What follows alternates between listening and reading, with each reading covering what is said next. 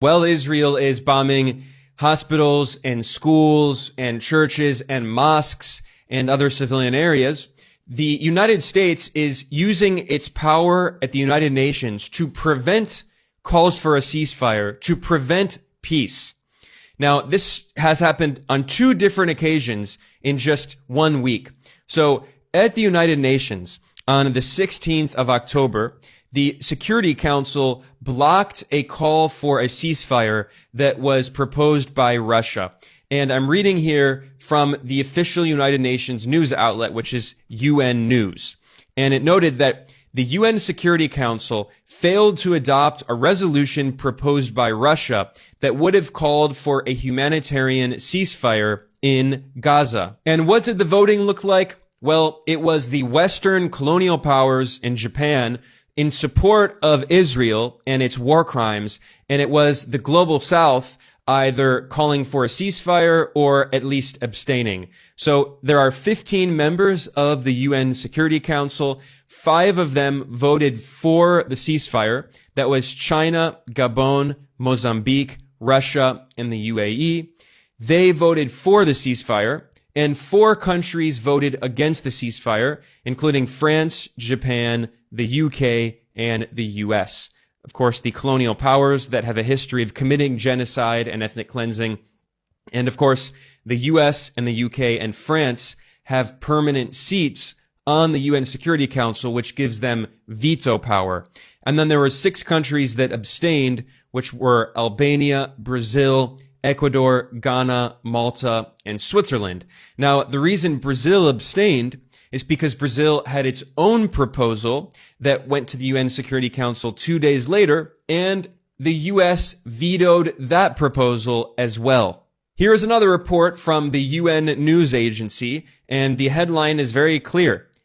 US vetoes Security Council resolution. UN News wrote clearly that the United States vetoed a UN Security Council resolution that would have called for humanitarian pauses to deliver life-saving aid to millions in Gaza. Now, in this case, there were 12 countries that voted in support of this resolution on the 18th of October. That was 2 days later.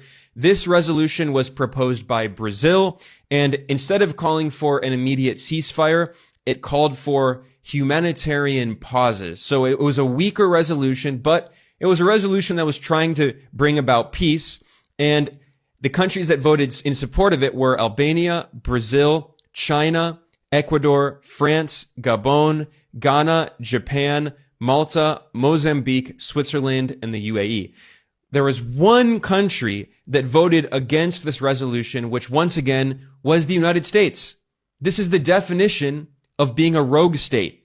The U.S. is going against all other countries on earth, basically, and supporting more war and opposing peace, opposing humanitarian pauses. And there were 2 countries that abstained. The UK, of course, a close ally of the US that also supports Israeli war crimes, and Russia abstained. However, Russia abstained because it complained that the resolution was too weak, and instead, Russia had said that it proposed 2 amendments calling for an immediate, durable, and full ceasefire, and also it called for the end to attacks on civilians. Those amendments were opposed, again, because of the U.S. So even though Russia abstained, it abstained because they said this resolution was too weak.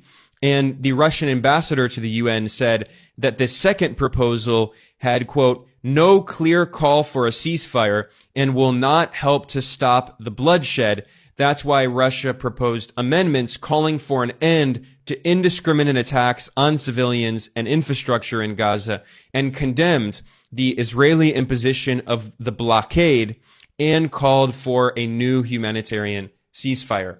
These were measures that were called for in the previous UN Security Council resolution proposed on the 16th of October by Russia. Again, that's the resolution that the Western colonial powers voted down.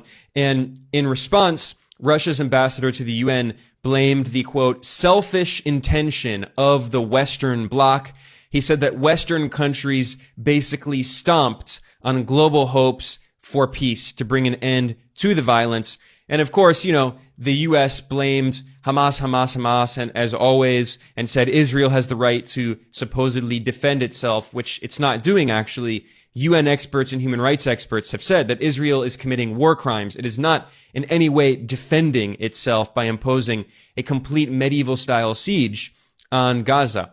And what's not that well known by people in the West is that Palestine is not a member officially of the United Nations, but it is an observer state at the United Nations. So Palestine has a representative at the UN, and he said very clearly that what is happening in Gaza is not a military operation, but a full-scale assault against the Palestinian people and a massacre of innocent civilians. He said, quote, "Nowhere is safe in Gaza. Families embrace every night, not knowing if it is for the last time."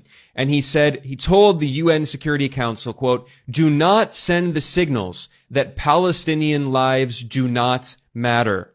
138 out of the 193 members of the United Nations officially recognize Palestine as a state, and they represent the vast majority of the world population. In fact, if you look at a map of the countries that officially recognize Palestine, you can see that it's the global south countries plus Russia, and it's the Western colonialist countries that refuse to recognize Palestine, even though they hypocritically constantly claim they want a two-state solution.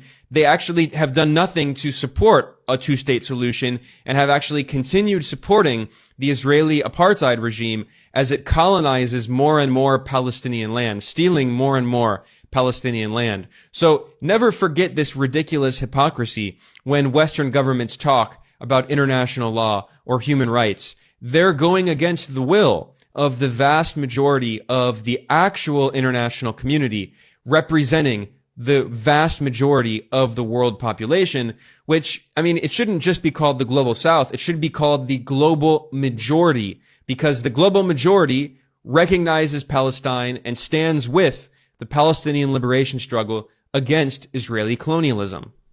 This was actually acknowledged blatantly by the financial